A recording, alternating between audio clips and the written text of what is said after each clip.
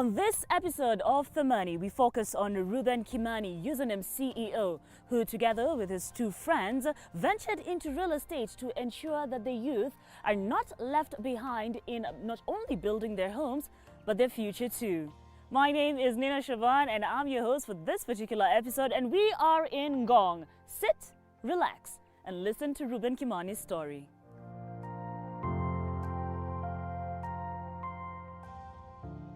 Basically, username is a leading real estate company in the country. We focus purely on affordable land for investment, especially for young people and for immediate settlement. We've decided to incorporate the company as a private limited company for various reasons. We have visions for ourselves. We're focusing on Africa, where possibly we can focus on the international space as well. And in fact, a company is more flexible, is more open, and can bring other people on board in future.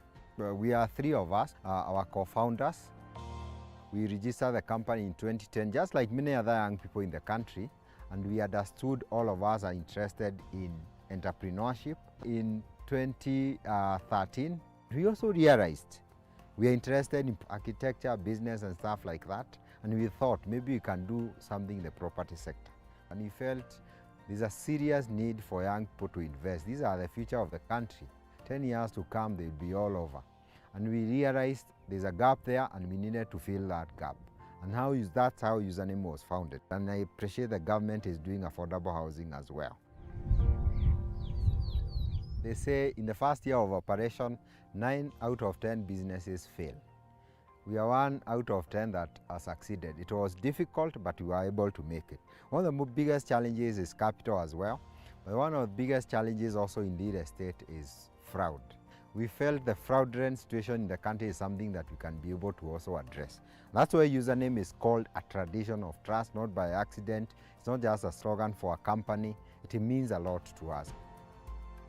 There are many challenges when you are starting a business. That is just 2 of them, maybe domicile in our sector. But finally, thank God we were able to make it. Because of COVID, we actually so advanced, you do most of the things online. Slightly affected, but we did our best. Capital is one of the most challenging things for most people. The biggest capital I usually tell young people anytime is the idea that you have. That idea will help you pursue where you can get money. When we came together, real estate is very capital intensive. You need a lot of money to be able to start. So the benefit we had is that we were employed. When you're employed, you get unsecured loans, unsecured capital. That's where we came in. So I went to my banker and asked them, what is the maximum amount of money that I can be able to get as a person? I was told I can get a maximum of 1.8 million. There's a legal requirement in human resources called a third rule.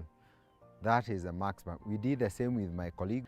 So that's how we started. So we got an initial capital of something like 2.5 million. So we combined our savings, a bank loan and secured loan, and I'm happy it was able to be repaid. At some point I got listed by CLB. It's very interesting in business. Of course, I'm able to repay everything at the point. So that's how we funded the real estate business in the beginning, among many other things we did.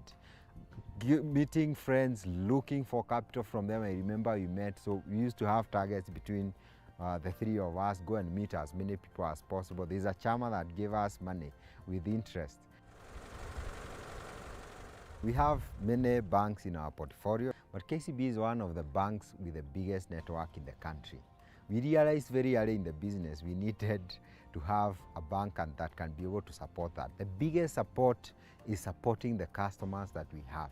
There are so many customers that have come through KCB, getting a facility to be able to finance either construction, we have houses like this, or finance the affordable properties that we sell. Basically, we sell properties between the range. We started with 100,000 to 800,000.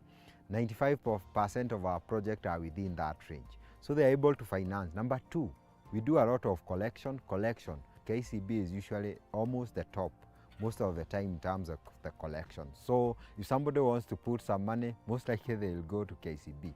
So they have supported us on the customer front, giving them facilities, as many as possible, because we usually sign some of those documents. Number 2, the branch network as well. As a company, we also get opportunities. I remember there's a time we spoke with them. We're able to engage in a form where we can be able to get customers from them. As we also bring some products, these are deposits and many other things to them. It's a mutual relationship, and I am happy because of this partnership. I only believe that we can go very far because Username as an organization has many dreams, especially not just in our country, in the region as well as other companies are doing internationally as well. And we believe we can work together. Tax holidays. This is something that, especially for young business, we have so many young people in our country, 50 to 100,000 people graduating from our colleges and universities every day. Kenya is known for human resource, people who are able to do things for themselves in the region. So basically we can be able to tap into that, teach people how they can do things for themselves. It is very important for our regulatory environment, our government and revenue authorities.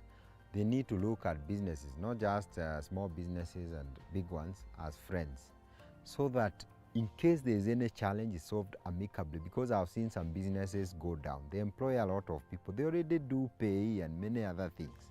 By the time the authorities come, they go down. I feel like there need to be that friendly approach. These government agencies need to work very hard to present that, because it's not being felt on the ground.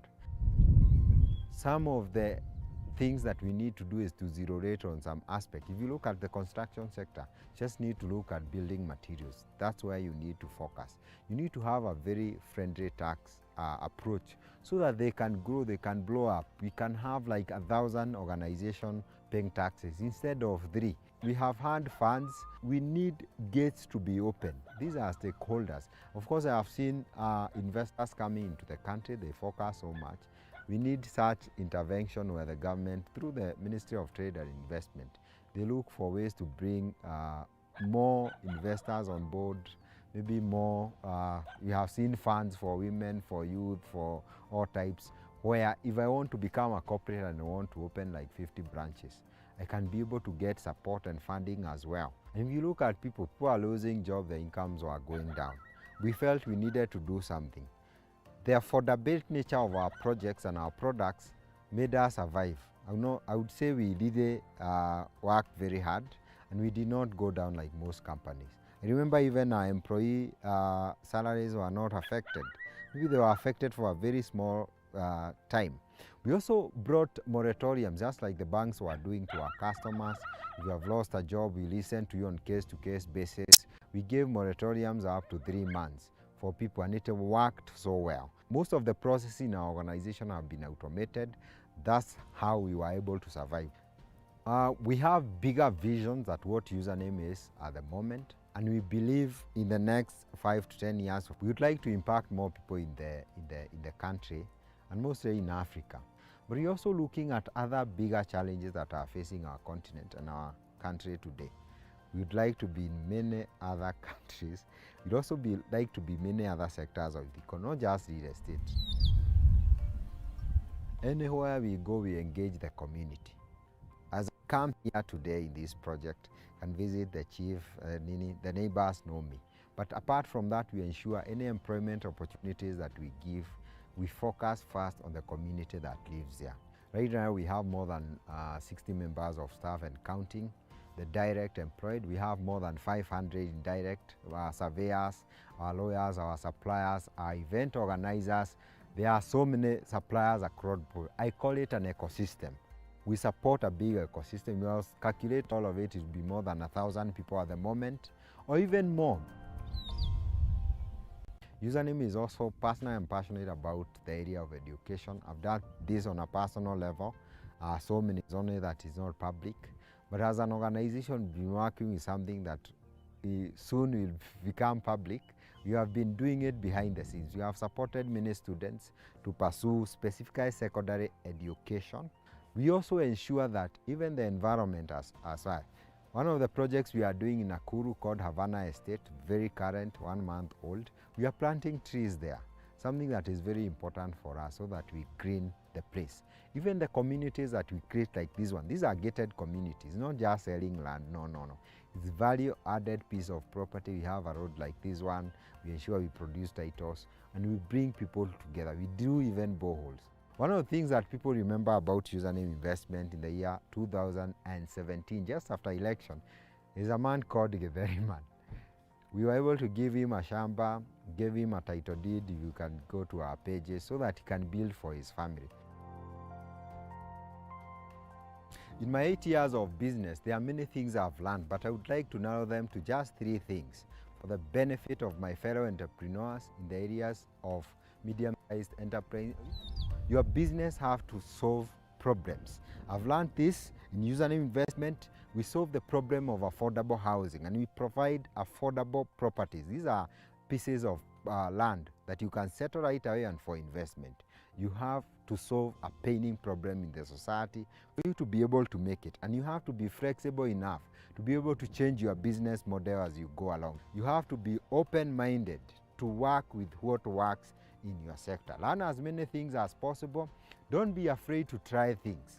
I always say, try things. When you learn what works, scale up, increase the